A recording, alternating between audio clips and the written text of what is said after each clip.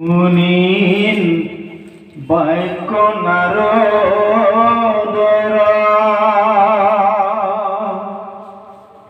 মনে গুণে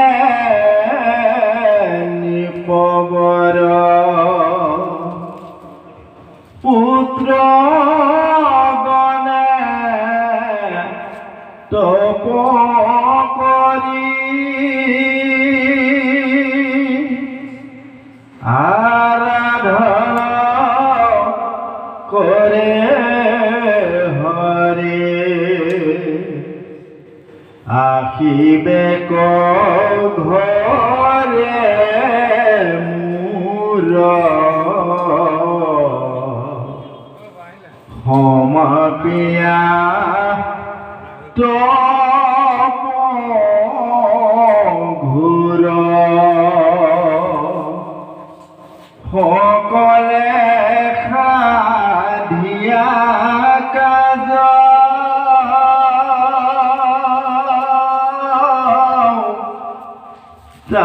সম্ভাগ দিয়া ৰাজ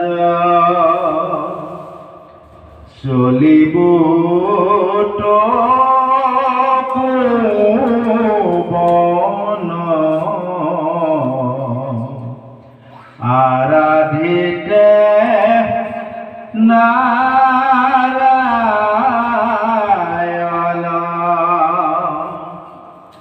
হেন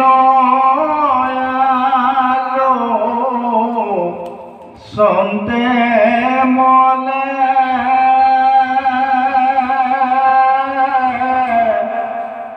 জানিৰন্ত তপোধনে। হৰে কৃষ্ণ। প্ৰাচীন বহিৰজাই নাৰদৰ মহা উপদেশ হৃদয়ংগম কৰি তেওঁ এতিয়া বুজি ল'লে, হয় এতিয়া আৰু মোৰ সংসাৰ কোনো কাম নাই। এতিয়া যিটো জ্ঞান আজি নাৰদৰ জৰিয়তে তেওঁ লাভ কৰিলে, এই সংসাৰৰ মোহৰ পৰা তেওঁ ইতিমধ্যে এৰুৱাই দিছে। মানে এটা মনতো ভাবিছে যে নাৰদেতো কৈ দিছে যে তোমাৰ পুত্ৰসকলে বিষ্ণুক তপস্যা কৰিবৰ কাৰণে গৈ আছে আৰু অতি শীঘ্ৰে বিষ্ণুক লাভ কৰি ঘূৰি আহিব। এই কথাটো জনাৰ পিছত তেওঁ আৰু ভাবিব লগা একোৱেই নাই। মনতে থিৰাং কৰিলে যদি তেওঁলোক গুচি আহে তেতিয়াহ'লে তেওঁলোককে মই ৰাজ্যভাৰ সমৰ্পণ কৰি মই বিষয়ৰ পৰা মুক্ত হৈ যাম। কিন্তু তেওঁলোক নহালৈকেতো মই যাওঁ বুলিও যাব নোৱাৰো। যদিহে ঈশ্বৰে নিনিয়ে তেতিয়াহ'লেতো আমি কেতিয়াও নিজে নিজৰ কৰ্ম ত্যাগ কৰি গুচি যাব নোৱাৰো। এই বিষয়ে সংসাৰখন ভগৱানে আমাক দিছে, তেওঁৰে সংসাৰখন আমাক চলাবৰ কাৰণে দিছে, আমাৰ জৰিয়তে তেওঁ কৰ্মখিনি কৰাই আছে। গতিকে যেতিয়া এই সংসাৰখন চলাবৰ কাৰণে মোৰ পুত্ৰসকল যদি পুনৰ আহে তেতিয়াহ'লে মই বেছি দিন আৰু নাথাকোঁ, তেওঁলোকক লগে লগে ৰাজ্যভাৰ সমৰ্পণ কৰি মই পৰমপ্ৰভু ভগৱন্তকে আৰাধনা কৰিবৰ কাৰণে মই বনবাসী হ'ম, মই তপস্বী হ'ম। এনেকুৱা এটা সিদ্ধান্ত মনৰ ভিতৰতে তেওঁ কৰিছে আৰু নাৰদে তেওঁ মনৰ ভাৱ ইতিমধ্যে বুজি লৈছে। তেওঁনো মনতে কি ভাবিছে আৰু এই মনৰ ভাৱ বুজি নাৰদে বৰ আনন্দ মনে তেওঁক আৰু এষাৰ বিনয় বাক্য অমৃত বাণী তেওঁক প্ৰকাশ কৰিবলৈ যত্ন কৰে। যেতিয়া তেওঁৰ মনত আহি গ'ল যে পুত্ৰসকল আহিলে মই তেওঁলোকক ৰাজ্যভাৰ গোটাই দি মই ঈশ্বৰক পূজা কৰি তপ কৰিবলৈ যাম। অৰ্থাৎ এই মুহূৰ্তলৈকেও তেওঁৰ অন্তৰত বিষয়ৰ কিঞ্চিত পৰিমাণ হ'লেও বাঞ্ছা ৰৈ আছে। তাৰ কাৰণতে নাৰদে হাঁহি মাৰি তেওঁক সুন্দৰভাৱে এটা কাহিনী ক'বলৈ গৈ আছে যে হে মহামানী মহাৰজা, মই তোমাৰ মনৰ কথা বুজিছোঁ, গতিকে তুমি এটা সাধু কথা এটা শুনা। মই সুন্দৰ কাহিনী এটা কম যে এটা হৰিণৰ কথা। এই হৰিণটোৱে কি কৰিছিল, যে এজন গৃহস্থৰ সুন্দৰ ফুলনি বাৰী এখনত শাৰী শাৰীকৈ নানান ধৰণৰ সুগন্ধি ফুল ৰুই থৈছে। গুটিমালি, জ্যোতি, জাই এই সমস্তবিলাক সুন্দৰভাৱে মনোমোহাভাৱে ফুলি আছে। সেই গোন্ধই আমোলমোলাই আছে। মৌপিয়াবিলাকে সেই ফুলৰ মৌ চুহি চুহি তেওঁলোকে গুণগুণাই আনন্দ কৰি নৃত্য গীত কৰি ৰোমাঞ্চিত হৈ আছে। আৰু হৰিণাজনীয়েও আচম্বিতে সেই বননিত বা ফুলনিত যেতিয়া প্ৰৱেশ কৰিলে তেওঁ মন্ত্ৰমুগ্ধ হৈ গ'ল। সুগন্ধি ফুলৰ গোন্ধটো লোৱাৰ লগে লগে আৰু ভোমোৰাৰ গুণগুণনিৰ শব্দবিলাকে যি এটা সুললিত সংগীত যেন তাত গাই আছে, এই সমস্তবিলাক শুনি আত্মপাহৰা হৈ তেওঁ সেই ফুলনিৰ মাজে মাজে থকা ঘাঁহ বন খাই খাই আনন্দ কৰি গৈ আছে। কিন্তু সেই হৰিণক লক্ষ্য কৰি পিছে পিছে ব্যাধ আহি আছে। সেই ব্যাধে চেক চাই আছে কোন মুহূৰ্তত অবদ্ধ বান সেই মৃগক বা চিকাৰক সন্ধান কৰিব।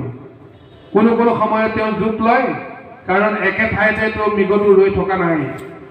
লগে লগে তেওঁক লক্ষ্য কৰি শৰবিদ্ধ কৰাব।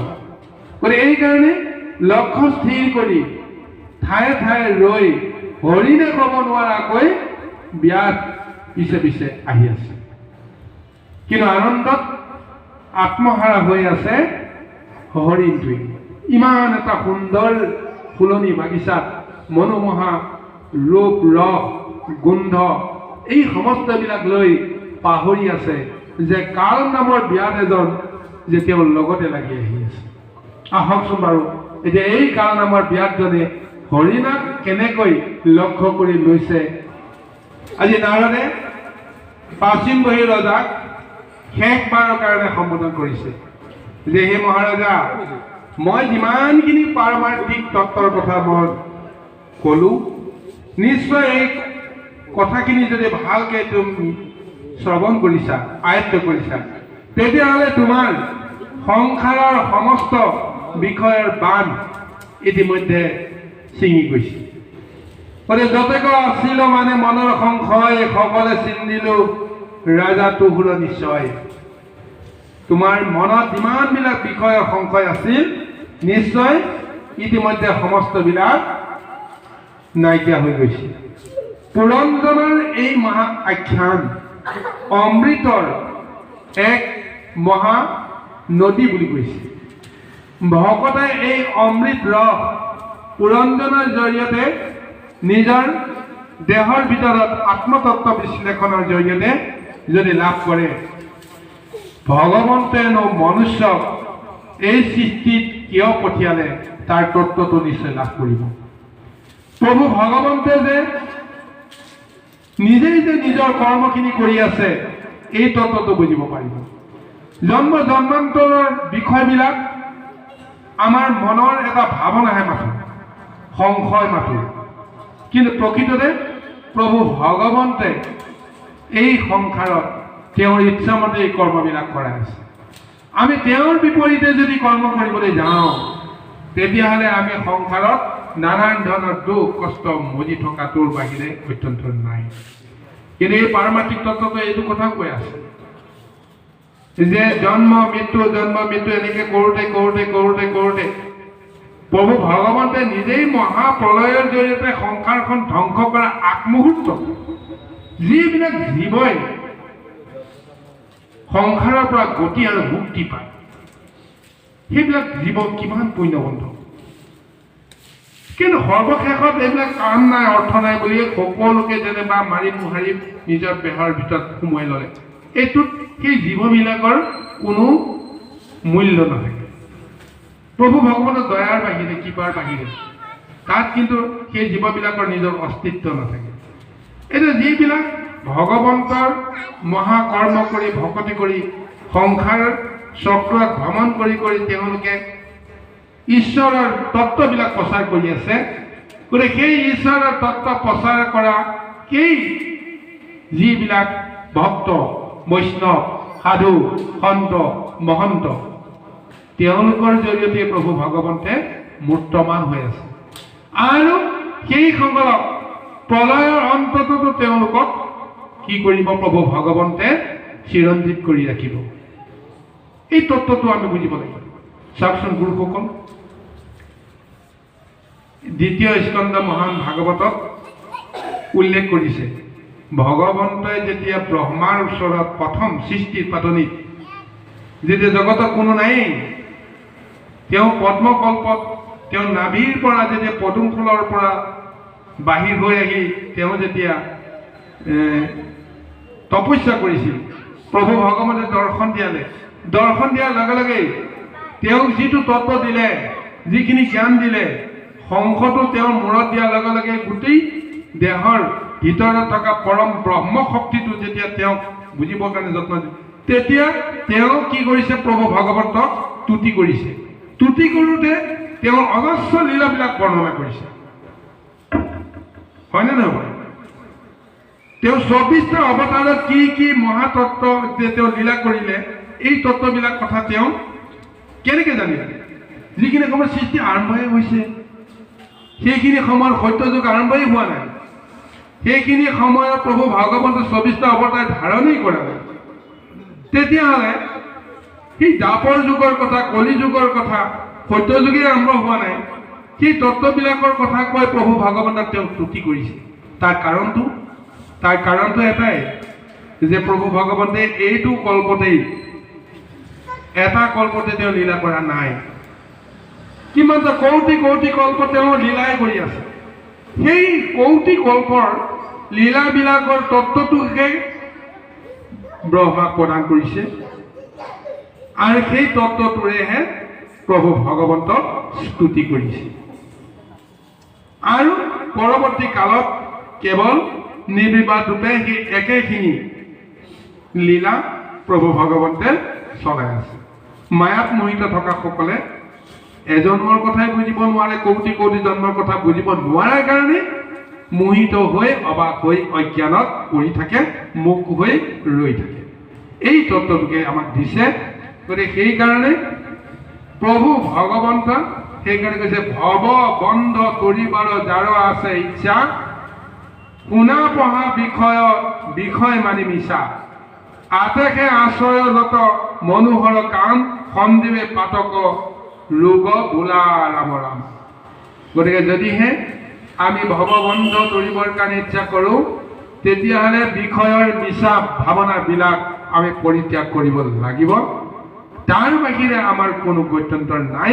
সকলোখনতে ভগৱন্তৰ নাম আমি যদি স্মৰণ কৰোঁ, আমি যদি ধাৰণ কৰোঁ, তেতিয়াহ'লে নামে ক্ৰিয়া কৰি আমাৰ মনত যেতিয়া নামময় হৈ যাব, ঈশ্বৰময় হৈ যাব, ইন্দ্ৰিয়বিলাকৰ বাসনাও ভগৱন্তৰ লগত বিলীন হৈ পৰিব। এনেদৰেই আমি সংসাৰত কৰিব পাৰিম। এয়া হৈছে মহাভাগৱতৰ মহা উপদেশ। কৃষ্ণ।